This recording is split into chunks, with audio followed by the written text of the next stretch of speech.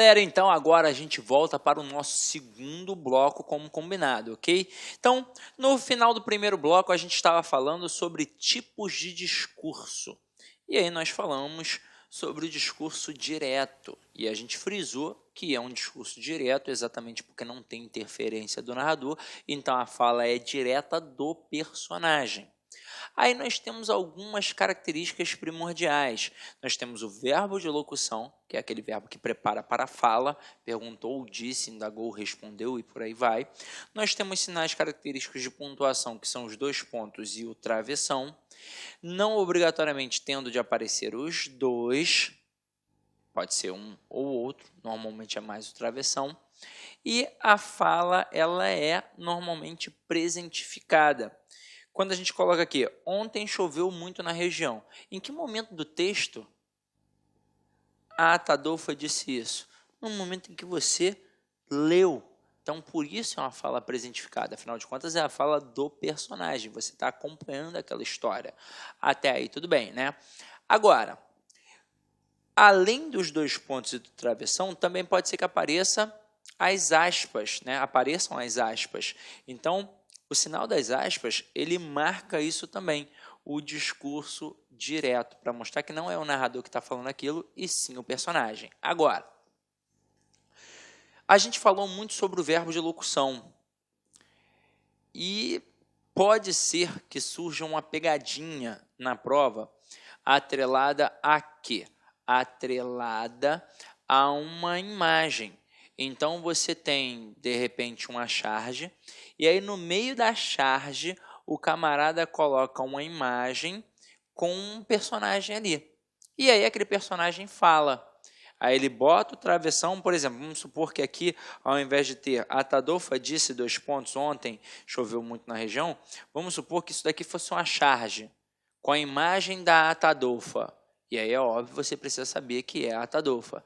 E aí, de repente, vem uma fala, ontem choveu muito na região sul. Aí você, opa, discurso direto? Aí você vai pensar, não está aparecendo verbo de locução, mas o conteúdo da charge te permite saber que aquela personagem, sei lá, tem uma faixazinha na cabeça dela, a Atadolfa, foi a personagem que disse ontem choveu muito na região sul. Então é óbvio que é um discurso que direto. Ah, mas não apareceu o verbo de locução. Caramba, não precisa. O contexto te permite saber que quem está falando isso é a personagem que está ali no desenho. Tranquilo? Ok? Então, busquei trabalhar todas as possibilidades. Agora a gente vai cair para dentro do discurso indireto. Agora, no discurso indireto, funciona como se fosse uma fofoquinha, meu companheiro, minha companheira. Então, o narrador ele já sabe o que foi dito e ele vai tentar nos transmitir. Então, aqui vai ter interferência do narrador. Então, o narrador reconta a fala da personagem com suas próprias palavras. É a fofoquinha. Então, agora não é mais o personagem que está falando. Quem está falando aqui agora é o narrador. Então, vamos botar aqui no discurso indireto. Quem fala é o narrador. Exemplo aqui, ó. A Atadolfa disse que no dia anterior chovera muito na região sul. E a gente vai perceber o que ainda tem. É óbvio que aqui a gente já sabe que quem está falando é o narrador, mas a gente ainda vai manter o verbo de elocução. Então, ainda vai ter o verbo de elocução, que é aquele verbo que prepara para a fala. Perguntou, disse, indagou, respondeu e por aí vai. Só que a gente vai perder os sinais característicos de pontuação, os dois pontos, o travessão, a possível aspas. A gente perde tudo isso, não tem sinal característico de pontuação. E aí a gente perde para que apareça um que a gente chama gramaticalmente de conjunção integrante. Que você aprendeu comigo provavelmente nas aulas de gramática. É aquele que a gente consegue pegar ele e toda a oração ao qual ele faz parte e substituir pela palavra isso. É ou não é possível dizer Atadolfa disse isso? Então a gente mata que é um que conjunção integrante. Pronto. Pode ser que a banca trabalhe em cima disso? Óbvio. Pode ser que a banca brinque com tipos de discurso e com classes gramaticais na mesma pegada, no mesmo texto. Então, você tem que saber tudo, tranquilo? Então, vamos lá. Só para frisar. Continuo tendo o verbo de locução, só que agora a fala é do narrador. perco os sinais característicos de pontuação para aparecer uma conjunção integrante. E a fala, ela muda. Ela não é mais uma fala presentificada, ela passa a ser uma fala pretérita, uma fala passada. Ó. A Tadolfa disse que no dia anterior chovera muito na região sul. Ela já disse isso, pronto, acabou. Está entendendo? Então não é na hora, em ali ó, que você está lendo. Agora, deixa eu trabalhar isso aqui com vocês, ó, para vocês entenderem legal, e aí a gente vai abordar de forma mais profunda. Alterações gramaticais na mudança de discurso, noções de tempo e pessoa. Exemplo, Pedro afirmou, amanhã irei para minha casa. E Pedro afirmou que no dia seguinte iria para sua casa. Mesma pegada, mesma diferença.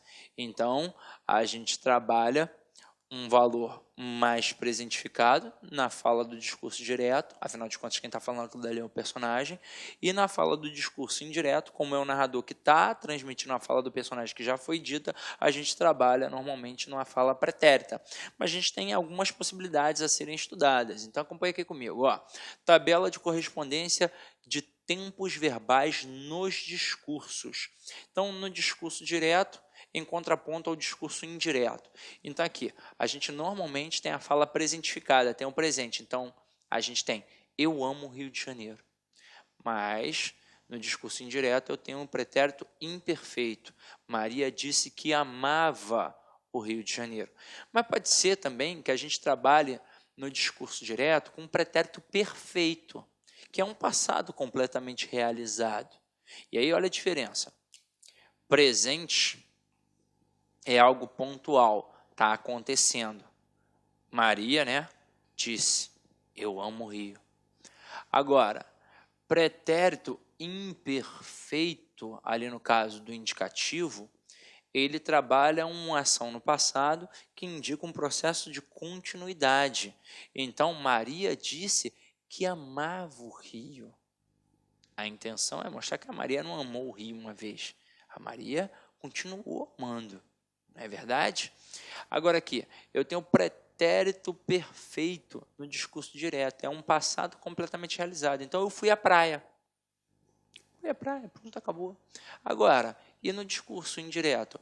A gente costuma ter o pretérito mais que perfeito, que é um passado do passado.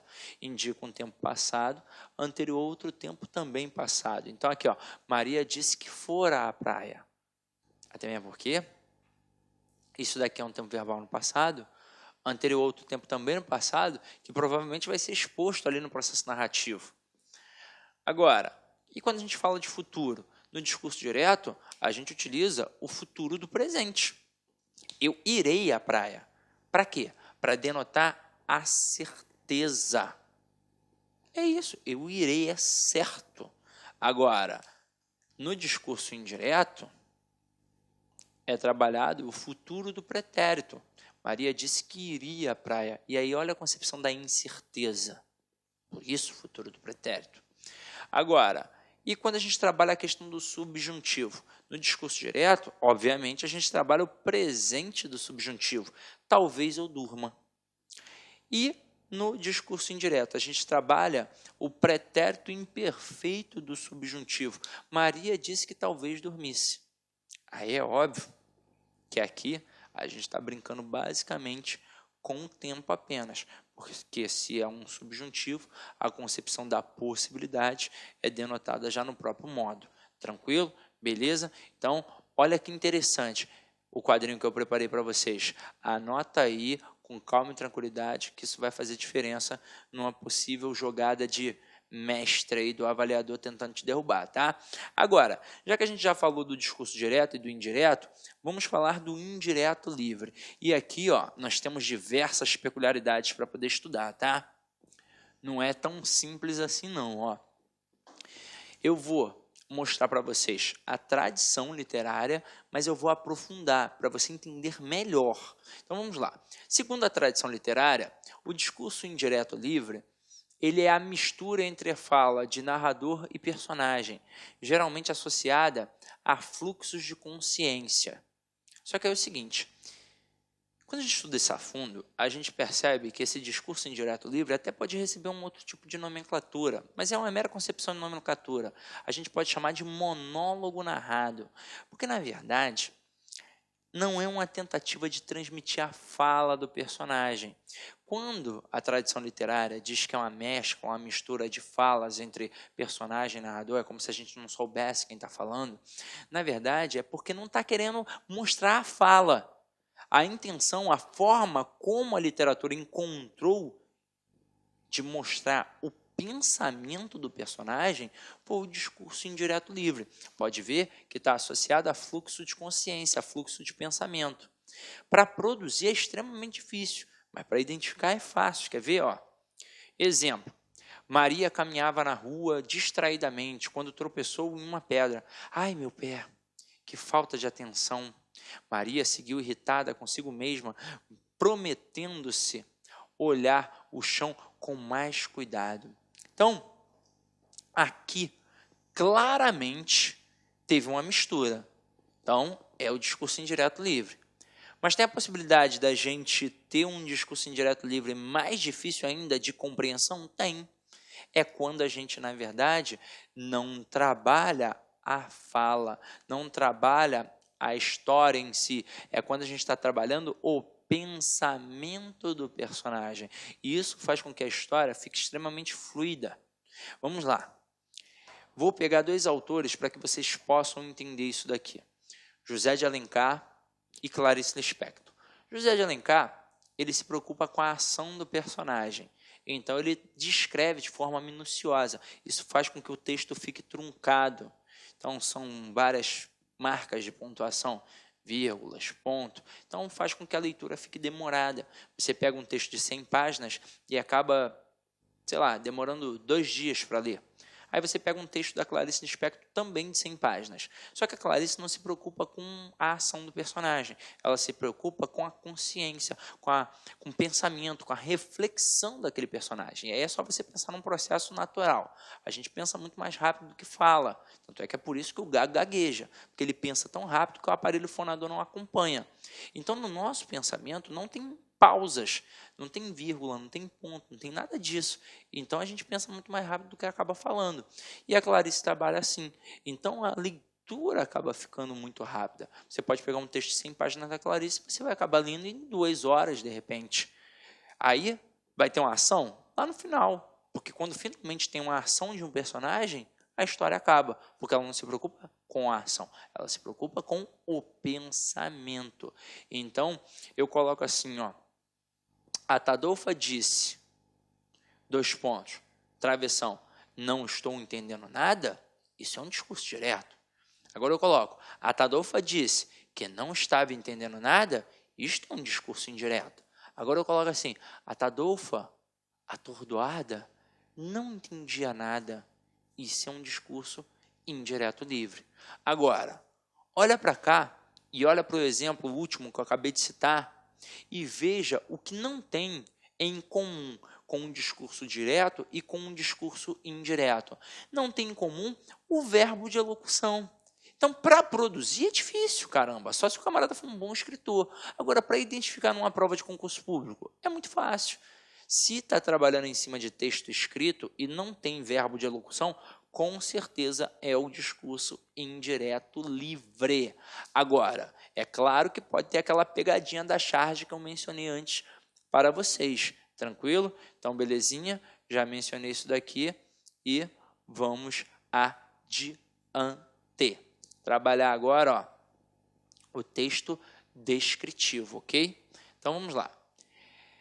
Exemplo aqui. A árvore é grande, em tronco grosso e galhos longos. É cheia de cores, pois tem o marrom, o verde, o vermelho das flores e até o ninho de passarinhos. O rio espesso, com suas águas barrentas, desliza lento entre pedras polidas pelos ventos e gastas pelo tempo. Depois de relatar isso,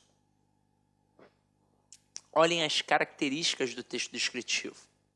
Sequência de características de um ser. Então, é óbvio que vai trabalhar muito a questão da adjetivação. E é por isso que predomina o adjetivo e o substantivo. Por quê? o principal elemento aqui na descrição acaba sendo o adjetivo. Mas esse adjetivo trabalha em prol de quem? De um substantivo. Afinal de contas, vai caracterizar, vai qualificar, vai dar um atributo a quem? A um substantivo, que é o elemento principal da nomeação, né, da estrutura nominal. A ausência de progressão temporal, e aí você vai observar isso aqui, ó. Por quê? Porque não é um texto narrativo.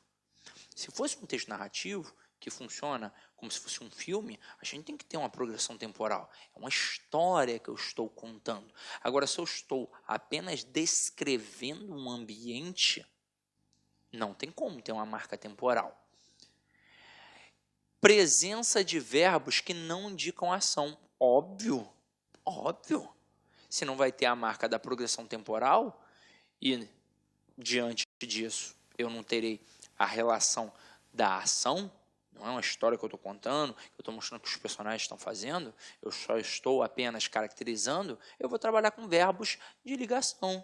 E aí, por isso, não vão aparecer verbos transitivos e verbos intransitivos. E predominância do presente e do pretérito imperfeito. É por isso que você acaba percebendo aqui, ó, a questão do verbo ser, a questão dos verbos que indicam a ligação, não só do verbo ser, né? Verbos que mostram a ligação, verbos de ligação, verbos de características, verbos que servem apenas... Olá, meus amigos, minhas amigas, sou o professor Luiz Antônio de Carvalho, estou aqui para fazer um convite muito especial para você, você que nos acompanha aqui no YouTube, nós aqui da Lá Concursos, nós montamos essa playlist específica pontual para o concurso da Secretaria de Estado de Educação do Estado de São Paulo, Governo de São Paulo, SP 2018/2019, para o cargo de oficial administrativo. Aqui você tem aí 80 vídeos, né?